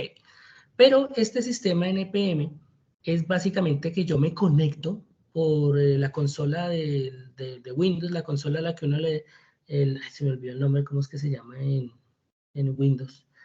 Bueno, el CMD. Entonces, pues, cuando yo me conecto por CMD, que es esa pantallita negra, entonces yo le escribo NPM, no sé qué, install tal cosa. Entonces él empieza a descargarme todas esas librerías. Eso lo puede hacer desde ese programa. Entonces, básicamente a veces de lo que se trata es de uno empezar a cacharrear, y uno se encuentra con la herramienta más eficiente para hacer ese tipo de cosas. Yo me atrevo a decir que en este momento los de Visual Studio Code, y me he dado cuenta por lo que yo hago de videojuegos, que están muy juiciosos trabajando en esas posibilidades de integración con todas las plataformas y sistemas de desarrollo que existen alrededor. Listo. Voy a dejarles acá Pingrow. Este es uno, Pingrow. El otro es que no me acuerdo el nombre, pero yo siempre me acuerdo es cuando me acuerdo de Harry Potter, y es por Harry Potter, es que a mí me gusta más el Spanglish que el inglés. Se me olvidó. Bueno, no me acuerdo, pero bueno, el programa tiene como nombre, voy a poner nombre de un personaje o animal fantástico. No me acuerdo el nombre de ahorita, se me olvidó. Es Blue Griffon. Blue Griffon. Blue Griffon. Ejemplo. Ese Pingrow, Blue Griffon, esos dos son súper guau. Súper chévere. Y Visual Studio Code. Bueno, ese sí algunos ya lo conocen. Yo recomiendo ese Visual Studio Code, súper chévere, además que es free. Ahora, el Visual Studio Community, ustedes lo pueden descargar desde el correo Yo Soy Sena. Yo Soy Sena. O sea, lo descargan y lo pueden instalar, si no estoy mal, básicamente por lo que tienen una cuenta estudiantil y como es de Microsoft, tengo entendido que no tienen ningún inconveniente. Entonces, pero pues ahora el Visual Studio Code es un Visual Studio Community, pero pues más chiquito. O sea, ni tan chiquito, es muy poderoso. Esos tres. Eso en cuanto a lo que se refiere a programación y todo eso. Entonces, no sé si tengan más preguntas, muchachos. Yo había visto a alguien que había levantado la mano hace rato. Profe, buenas noches. Buenas noches. Profe, lo que pasa es, bueno, eso se salió de pronto un poquito de lo que estamos viendo, es que con respecto a la suite de Adobe, he podido lograr ingresar hasta cierto punto, pero me logré loguear y pues hasta cierto punto me permitió ingresar a la suite. Pero en ese orden de ideas instalé la suite en mi computador, pero resulta que al parecer quedé logueado y todo, pero no me, digamos, al tratar de ensayar alguna de las aplicaciones, de pronto el Photoshop o algo de esto, me sigue saliendo el aviso de que debo comprar la licencia. Y pues ya le he cacharreado bastante tiempo y la verdad no le he dado con el chiste no he podido ingresar, entonces pues ahí tengo... Yo hablé eso en coordinación académica porque varios de ustedes me han dicho. Entonces me quedaron de mandar los listados a ver quiénes tienen el correo Soy Sena. Y ahí en esos listados, porque lo que pasa es que varios tienen el correo Soy Sena, pero no lo han actualizado en Sena Sofía Plus. Entonces van a revisar eso. Me quedaron de enviar eso ayer el coordinador académico, precisamente ayer él entró de vacaciones. Entonces mañana que voy a ir a Senigral le voy a volver a recordar para que me manden los listados y los que no tengan lo de Soy Sena en Sena Sofía Plus lo hayan actualizado. Recuerde que se les dijo desde el principio que actualizaran. Ustedes se registraron con su correo electrónico, pero cuando fueron matriculados se les dio la cuenta Soy Sena, entonces tienen que activarla. Y editar esa información y agregar el correo Soy Sena. Entonces, volviendo, me van a dar el listado para ver quiénes aparecen con correo Soy Sena dentro de uno de los correos y los que no aparezcan, entonces tenemos que nosotros los instructores preguntarles el correo Soy Sena. Entonces, para que ustedes estén pendientes, yo mañana vuelvo y pregunto porque él de todas maneras está retomando otra vez sus actividades después de vacaciones, entonces muy posiblemente se le olvidó, pero en esos nosotros estamos con Álvaro y con los otros instructores preguntando y estamos al tanto y al respecto de la situación porque ya nos han preguntado y estamos tratando de solucionar ese caso. O esos casos, porque casi todos tienen problemas. No sé si haya alguien de los que están aquí que ya haya podido sin problemas realizar ese proceso con la suite de 2.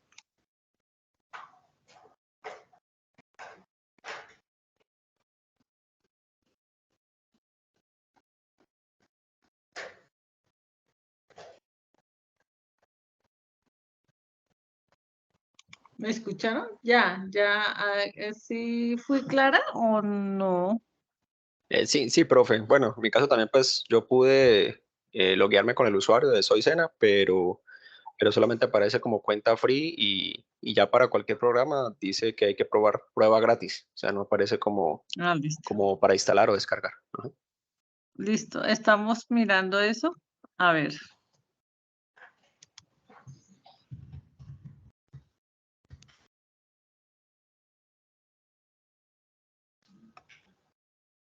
¿Quién más tiene, muchachos?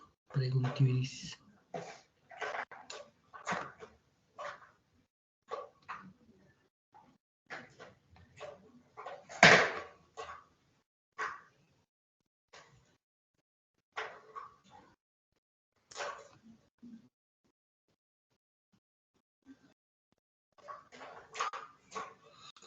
Nadie más, muchachos.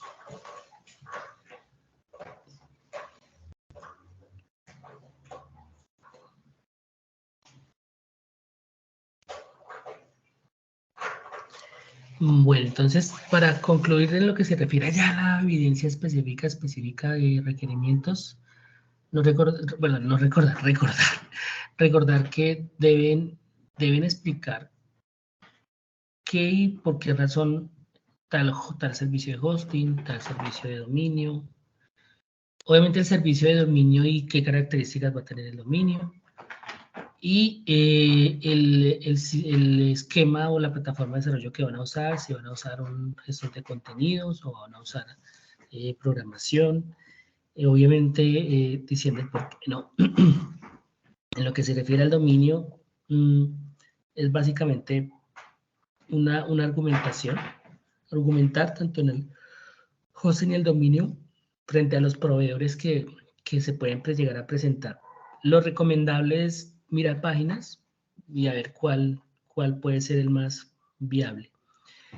En ese sentido también es muy válido y es muy buen referente el que ustedes busquen, digamos, sitios o páginas que dentro de lo que hagan, o sea el evaluar y comparar y evaluar.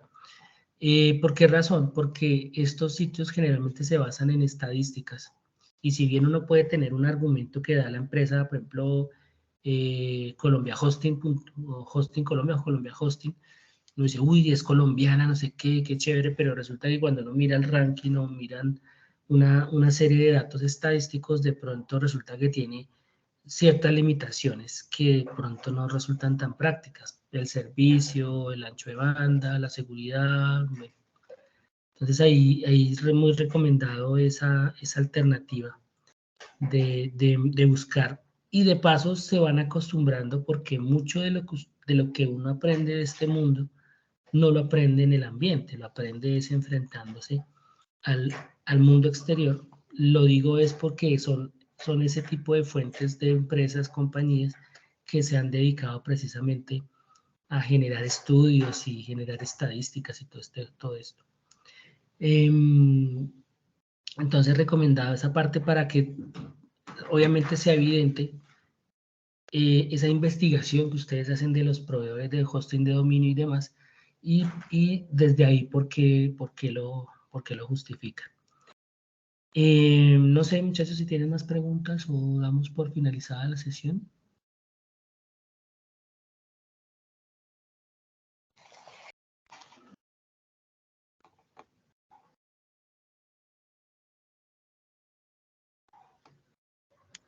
Al parecer no tienen más preguntas, Álvaro. Sí, eso veo. Profe, qué pena, sí. Bueno, de pronto quisiera saber, usted, pues sí le entiendo que maneja más al nivel del WordPress, nunca lo había visto. Este sí nos entrega de pronto ejecutables, es decir, tanto su código aparte HTML, CSS, o es también como el estilo Wix.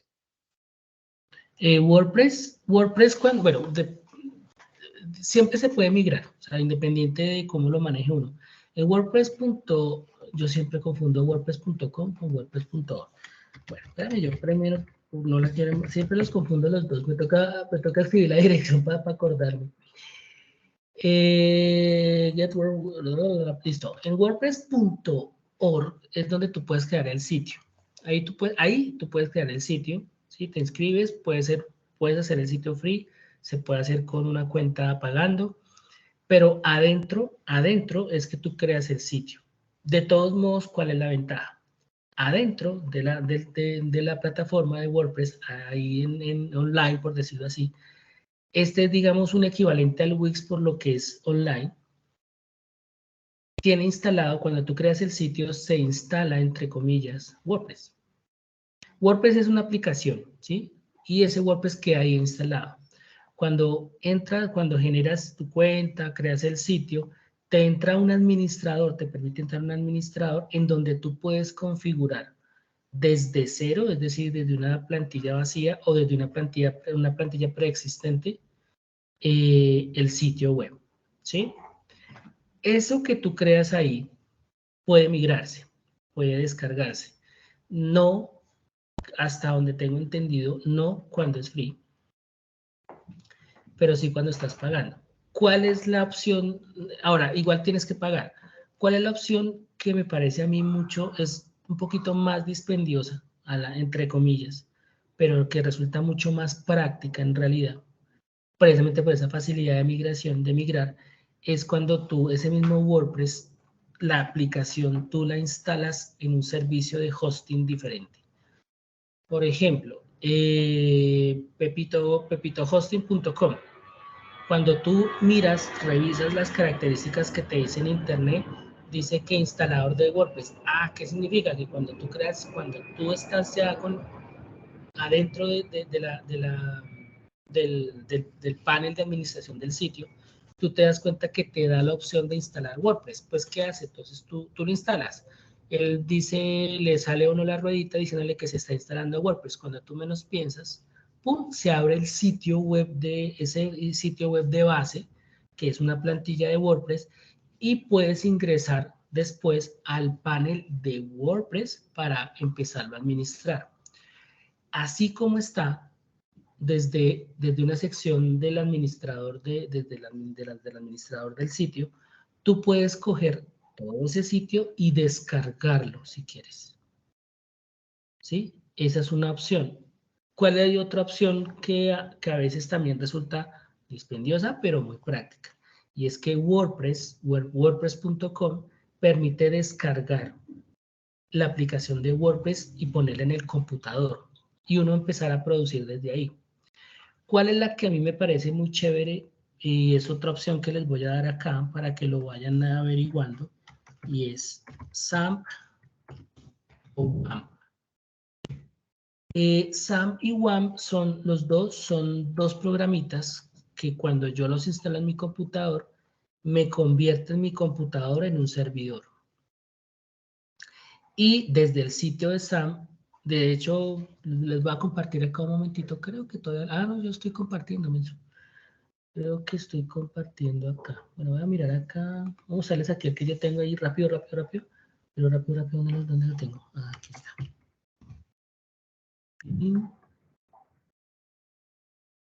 Si se apurara, señor, súper chévere, listo.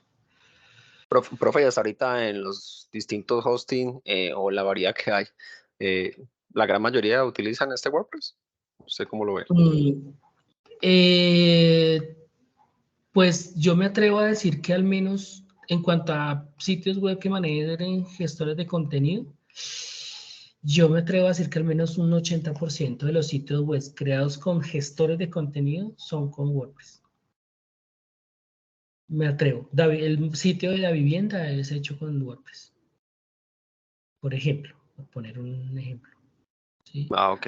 Sí, es que es, ¿para qué? Pero es súper poderoso. Mira, este es SAM.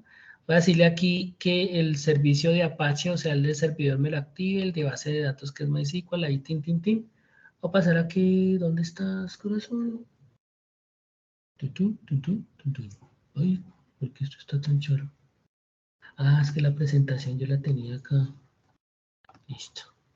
Uy, qué pena. Creo que ustedes están viendo mi pantalla todavía, ¿cierto? Sí. Sí, señor, sí. Listo. Entonces, miren, yo voy a colocar acá localhost. Localhost es la dirección de mi computador como servidor, ¿sí? Como el local. O le puedo poner también el numerito, 127.0.0.1, y le digo Enter. Ya, obviamente activando SAM. Y miren, aquí esta es la aplicación de SAM. ¿Sí? Desde aquí esta es la aplicación de SAM, Aquí me dice instale aplicaciones en SAM usando Bitnami. Aquí realmente solamente funciona WordPress, solamente tiene WordPress. Voy a hacerle aquí aplicaciones y yo tengo aquí instalado el módulo de WordPress. La vaina es acordarme. Espero acordarme de... Entonces, ¿qué es lo que facilita? Y voy a abrir aquí, por aquí, Bitnami. Vale, clic aquí a Bitnami. Ay, ¿qué se hizo? Voy a devolverme. Y le doy clic acá a este botoncito. Chin. Listo. ¿Y qué pasó? ¿Dónde estás? Binami, Welcome Sam. Ve, parece que he abierto el blog. Venga, aplicaciones. Este mío que he abierto el blog chino. Acceso.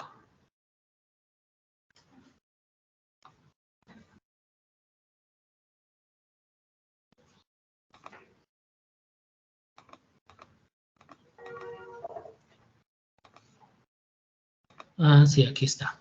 Listo, entonces, bueno, aquí, aquí está. Este es un sitio chiquitico hecho en WordPress. Que como se pueden dar cuenta acá, pues es bastante básico y esto es hecho con una página de WordPress, pero este es un sitio web hecho en local de mi sitio. A ver si... Esperando caché.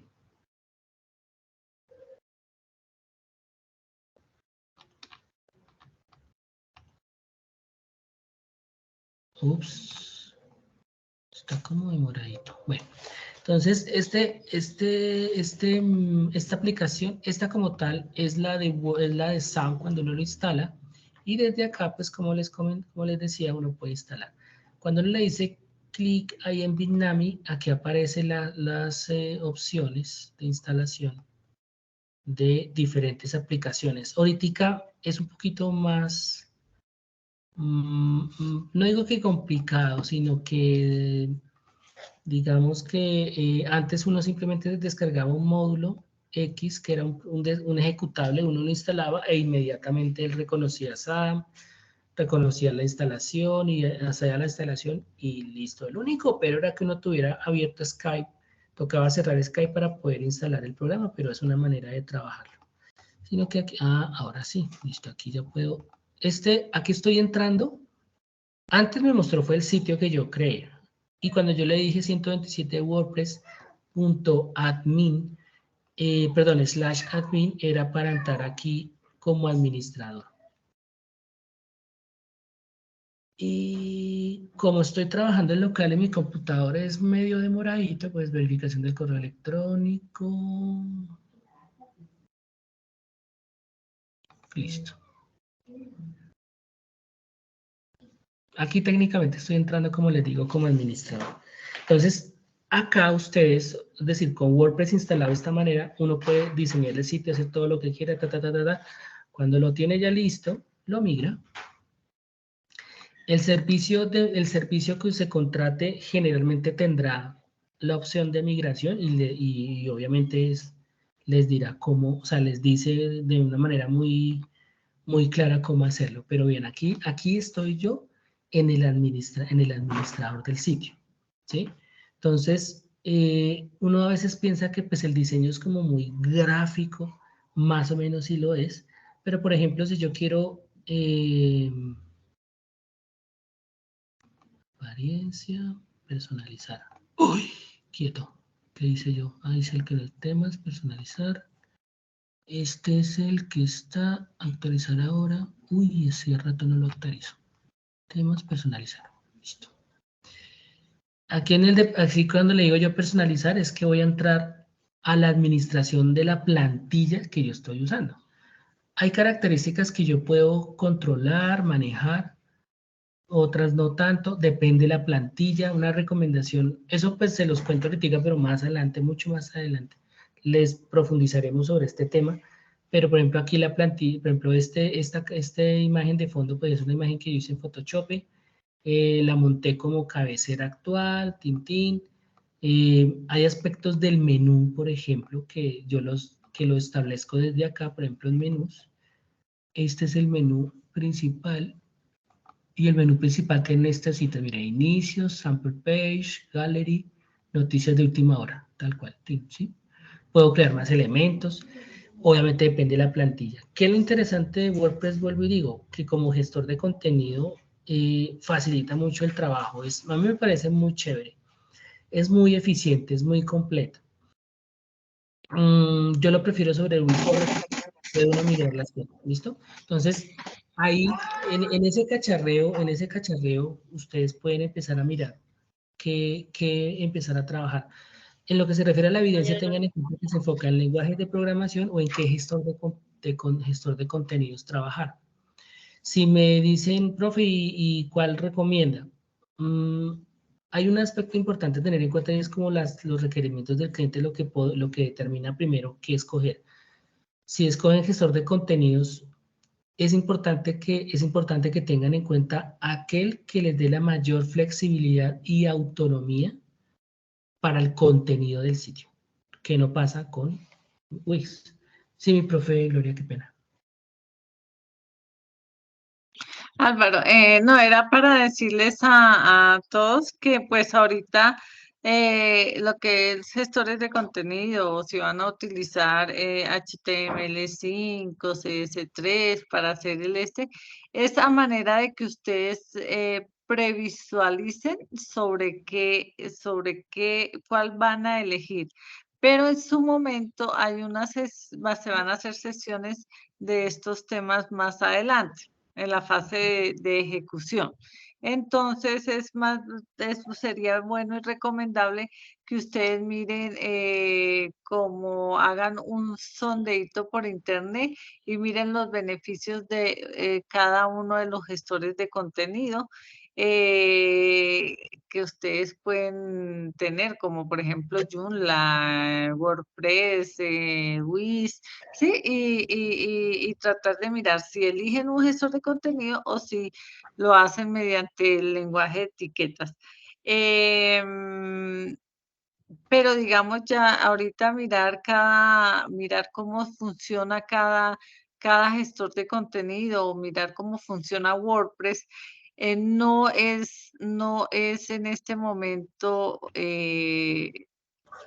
necesario porque se va a dar y se va a orientar en su momento que ya en la fase de ejecución. Entonces, para que lo tengan pendiente, que eso se va a ver más adelante. Sí, bien. Entonces, muchachos, ahí les dejo la inquietud. Listo. Muchachos, si no tienen más preguntas, pues daríamos por finalizada nuestra sesión. Y muy pendientes entonces del material. Voy a dejar acá que...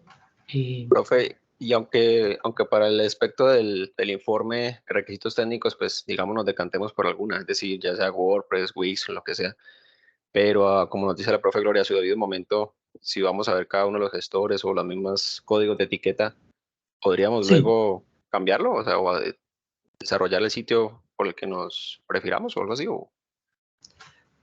pues digamos que es ahí en esta instancia en la que se está decidiendo ciertos aspectos, de pronto en el transcurso del tiempo eso puede llegar a cambiar, sí. O sea, no solamente es viable, sino que es normal, ¿sí? Por las mismas condiciones en las que ustedes vayan viendo el proyecto de formación, por las mismas condiciones en las que el cliente en la medida en la que el cliente va mirando el avance, pues él muy seguramente cambia algunas características, eso es perfectamente normal, ¿sí? Obviamente en un proyecto real hay ciertos aspectos que, pues, digamos que se van a mantener muy estables, se mantendrían muy estables porque digamos que se basaría mucho en la experiencia y en la capacidad instalada propia de la compañía.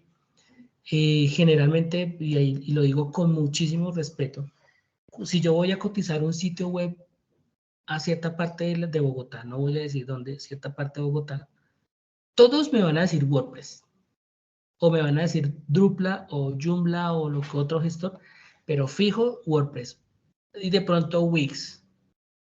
Y si me ven a mí un poco incauto, hasta me van a tratar de meter los dedos. O por cobrarme más, o por, mejor dicho. No, es que eso, mejor dicho, no, puede llegar a pasar. Pero es que en esa instancia del mercado del desarrollo web es muy normal eso. Sin embargo, vuelvo y digo, compañías como Davivienda, otras Coca-Cola, Pepsi, WordPress. ¿Cómo sé yo que usan WordPress? Porque por ahí aparece la WP, ¿sí? Entonces, digamos que por ese lado es fácil saber si son WordPress, entre otras cosas. Pero son aplicaciones hechas con, bueno, no mentiras, Davivienda sí me consta, Coca-Cola y Pepsi no me consta. Que sí usan plantillas típicas como lo usa WordPress, Drupal, Joomla y todo eso, sí. Pero eso ya es otro asunto. Pero vuelvo y digo, sí, obviamente es muy probable que en el transcurso del tiempo ustedes vean que tal estrategia resulta muchísimo más eficiente y más válida para el cliente que la que ustedes hayan escogido antes. ¿Sí? Eso es perfectamente posible. ¿Qué es lo importante a tener en cuenta? Que básicamente se trata de llegar a un mismo resultado, ¿sí?